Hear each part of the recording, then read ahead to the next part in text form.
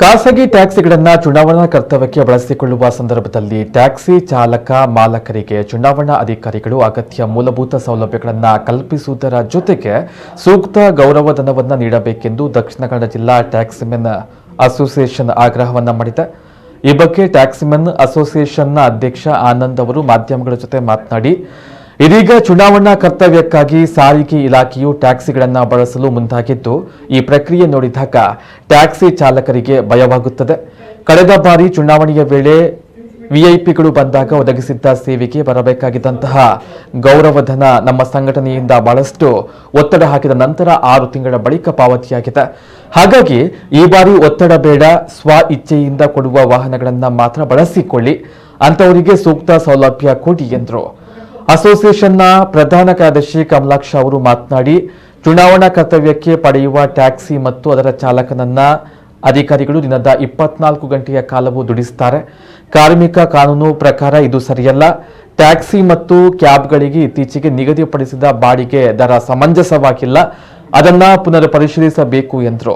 ಇತ್ತೀಚೆಗೆ ಕೇಂದ್ರ ಗೃಹ ಸಚಿವರು ಕ್ಯಾಂಪ್ಕೋ ಕಾರ್ಯಕ್ರಮಕ್ಕೆ ಬಂದಾಗ ಸುಮಾರು 15 ಟ್ಯಾಕ್ಸಿಗಳನ್ನ 4 ದಿನಗಳಿಗೆ ಒದಗಿಸಿದ್ದು, 3 ತಿಂಗಳಾದರೂ ಇನ್ನೂ ಬಾಡಿಗೆ ಹಣ ಬಂದಿಲ್ಲ ಎಂದು ಭಾರತ ಟ್ರಾನ್ಸ್ಪೋರ್ಟ್ ಅಸೋಸಿಯೇಷನ್ನ ದಕ್ಷಿಣ ಕನ್ನಡ ಜಿಲ್ಲಾಧ್ಯಕ್ಷ ಜಗರಾಜ್ ರೈ ತಿಳಿಸಿದ್ದಾರೆ. ಕ್ಯಾಬ್ಸು ಮತ್ತು ಮ್ಯಾಕ್ಸಿ ಕ್ಯಾಬ್ಗಳನ್ನು ಕೊಡುವಂಥದ್ದು ಅದು ನಮ್ಮ ಆದ್ಯ ಕರ್ತವ್ಯ. ಯಾವುದೇ ಸರ್ಕಾರಿ ಕೆಲಸಗಳಿದ್ದರೂ ಅದು ನಾವು ಕೊಡಬೇಕಾದದ್ದು. ಆದರೆ ಕಳೆದ 1 ವಾರ ಹಿಂದೆ ಸರ್ಕಾರದಲ್ಲಿ ನಮ್ಮ ಕ್ಯಾಬ್ಸು ಮತ್ತು ಮ್ಯಾಕ್ಸಿ ಕ್ಯಾಬ್ಗಳಿಗೆ ಒಂದು ದರ ನಿಗದಿ ಮಾಡಿದ್ದಾರೆ. ಆ ದರ ನಿಗದಿ ಯಾವುದೇ ಕಾರಣಕ್ಕೂ ನಮ್ಮ ಸಂಘದ ಯಾವುದೇ ಸದಸ್ಯರಿಗೂ ಅದು ಸಮಾಧಾನ ತರಲಿಲ್ಲ. ಯಾಕಂದರೆ ಇಂದಿನ ಒಂದು ಸ್ಥಿತಿ ಹೇಗಿದೆ ಅಂದರೆ, ಕೊರೋನಾ ಬಂದ ನಂತರ ಈಗಲೂ ಕೂಡ ನಮ್ಮ ಈ ಉದ್ಯಮ ಚೇತರಿಕೆ ಕಂಡಿಲ್ಲ. ಆದರೂ ಏನೋ ಒಂದು ರೀತಿಯಲ್ಲಿ ಸುಧಾರಿಸ್ಕೊಂಡು ನಾವು ಮುಂದೆ ಹೋಗ್ತಾ ಇದ್ದೇವೆ.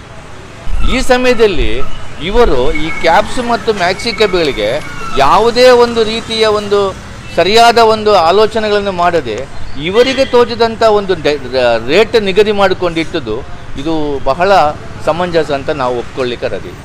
ಅದ ಕಾರಣ ಇವತ್ತು ನಾವು ಸಂಬಂಧಪಟ್ಟ ನೋಡಲ್ ಆಫೀಸರ್ ಹತ್ರ ಹೋಗಿ ಒಂದು ಮನವಿಯನ್ನು ನಾವು ಕೊಟ್ಟಿದ್ದೇವೆ.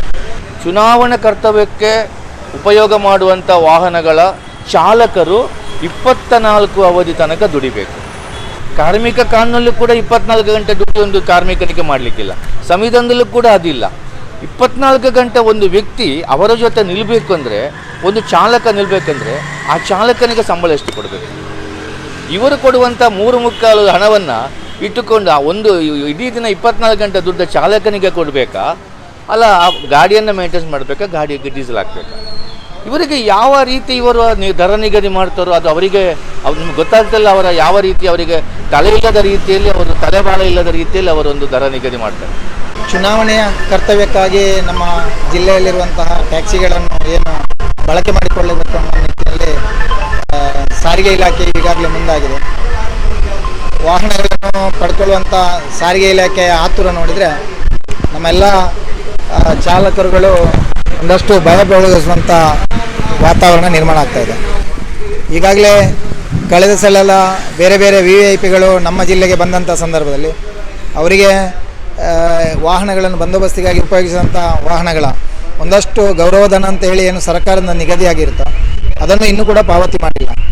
ಅದರ ಜೊತೆಗೆ ಕಳೆದ ಸಲದ ಚುನಾವಣೆಗೆ ಅಂತೇಳಿ ನಮ್ಮ ವಾಹನಗಳನ್ನು ಉಪಯೋಗಿಸುವಂಥ ಸಂದರ್ಭದಲ್ಲಿ ಅದರ ಗೌರವಧನವನ್ನು ಕೊಡುವಂಥದ್ದು ತುಂಬ ತಡವಾಗಿ ಸುಮಾರು 6 ತಿಂಗಳ ನಂತರ ಕೊಡುವಂಥ ಒಂದು ವ್ಯವಸ್ಥೆಯನ್ನು ಮಾಡಿಕೊಂಡಿದ್ದಾರೆ. ಅದು ಕೂಡ ನಾವು ಸಂಘಟನೆಯ ಕಡೆಯಿಂದ ತುಂಬ ಒತ್ತಡವನ್ನು ಹಾಕಿದ ನಂತರ ಅದನ್ನು ಬಿಡುಗಡೆ ಮಾಡುವಂಥ ವ್ಯವಸ್ಥೆಯನ್ನು ಮಾಡಿದ್ದಾರೆ.